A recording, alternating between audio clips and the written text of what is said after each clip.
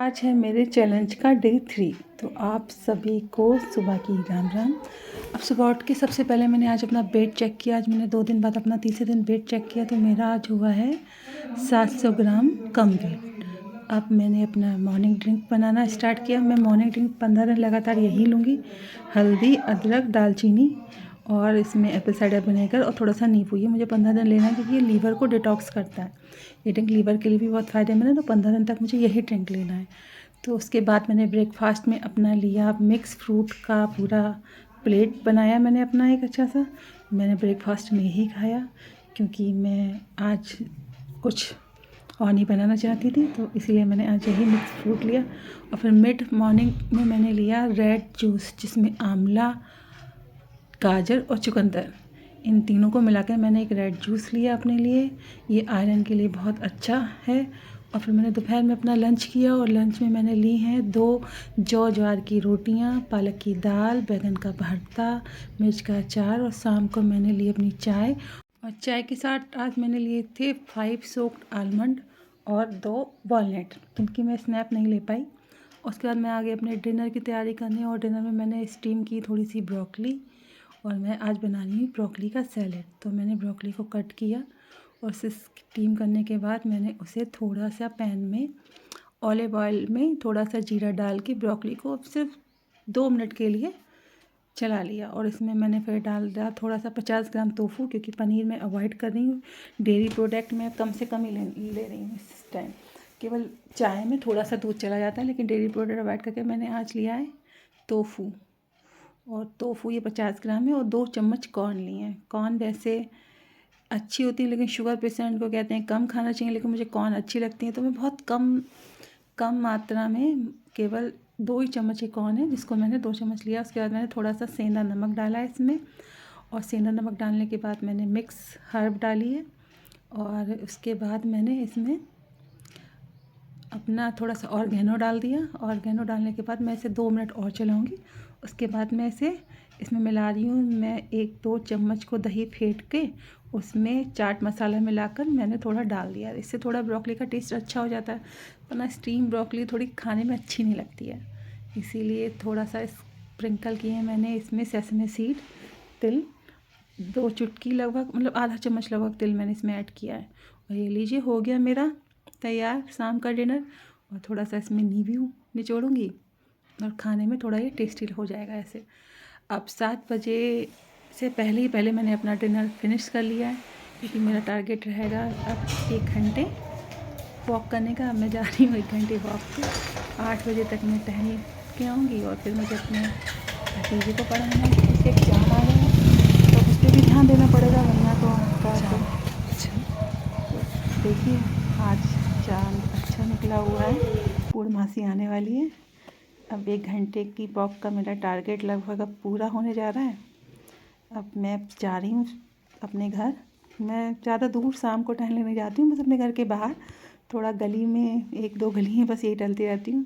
अब मैंने बना लिया अपना वही आपका पनीर का फूल का पानी, और इसको मैंने अपनी बुक के साथ एंजॉय करूँगी। अब 10:24 हो गया है, मेरी बुक ख़त्म होने वाली है। इस किताब की सबसे अच्छी मुझे कहानी लगी जिसमें आपको मेडिटेशन के बारे में एक कहानी के थ्रू बताया गया है कि एक नाव जो होती है वो पलट जाती है। उस नाव के अधिकतर लोग डूब जाते हैं समुद्र में, लेकिन एक व्यक्ति बच जाता है और वो जाकर एक निर्जन द्वीप पर जाकर फंस जाता है। और धीरे धीरे 1 दिन, 2 दिन, 4 दिन, फिर हफ्ता, महीना ऐसे गुजरता जाता है। उसे इंतज़ार होता है कि कोई ना कोई तो उसको लेने आएगा। ढूंढते ढूंढते उस तक पहुंचेगा कि जिस बड़ी दुनिया से वो आया है। लेकिन जब कोई नहीं आता तो धीरे धीरे उसका इंतज़ार भी समाप्त हो जाता है। और ऐसे सालों बीत जाते हैं। फिर लगभग 5 साल बाद एक बड़ा जहाज आता है उस खोए हुए आदमी को वापस ले चलने के लिए। और जब वो उसे चलने के लिए कहते हैं कि चलो, तो वो व्यक्ति विचार में पड़ जाता है। तो उससे विचारशील देखकर सब सोचते इतने दिनों बाद एक निर्जन स्थान पर ये रहते रहते क्या ऊब नहीं चुका होगा। तो वो कहते हैं कि चलना है या नहीं चलना है। तो उन लोगों से वो कहता है कि तुम क्या जहाज़ पर अपने साथ कुछ अखबार लाए हो जो तुम्हारी दुनिया की खबर लाए हो, क्योंकि पिछले कुछ वर्षों से मुझे दुनिया का कुछ पता ही नहीं चला। जब वो उसे अखबार ला के देखते हैं और वो उनको पढ़ता है, फिर उनको पढ़ने के बाद देखने के बाद उनसे कहता है, ये लो तुम अपनी दुनिया संभालो और अपने अखबार भी, मैं जाने से इनकार करता हूँ। लोगों को बहुत हैरानी होती है कि ऐसा क्यों कह रहा है। तो वो उनसे कहता है कि जिन 5 वर्षों में मैंने जिस शांति का और मौन का अनुभव किया है, शायद मैं अपने पूरे जीवन तुम्हारी उस बड़ी दुनिया में रहकर कभी न कर पाया। ये परमात्मा की बहुत बड़ी अनुकंपा या सौभाग्य होगा जो तूफ़ान आया और मेरी नाव उलट गई और मैं इस द्वीप पर आकर लग गया। अगर मैं इस द्वीप पर ना लगा होता तो शायद मुझे कभी पता ही नहीं चलता कि मैं किस बड़े पागल खाने में 50 वर्षों से जी रहा था। आया कुछ समझ में आपको कि मेडिटेशन क्या है?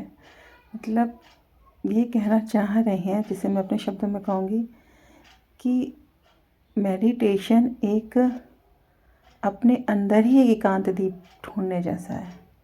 यानी हम कह सकते हैं कि ध्यान अपने ही भीतर उस निर्जन द्वीप को खोजने का ही मार्ग है और कुछ नहीं। शब्द जो होते हैं वो हमारे केवल बाहर ही बाहर होते हैं, यानी केवल अगर हम बोले ना तो कोई शायद जान ही ना पाए कि हमारे भीतर क्या चल रहा है। मतलब ऐसे मान लीजिए कि शब्द केवल ऊपरी तल हैं और विचार निचली तल।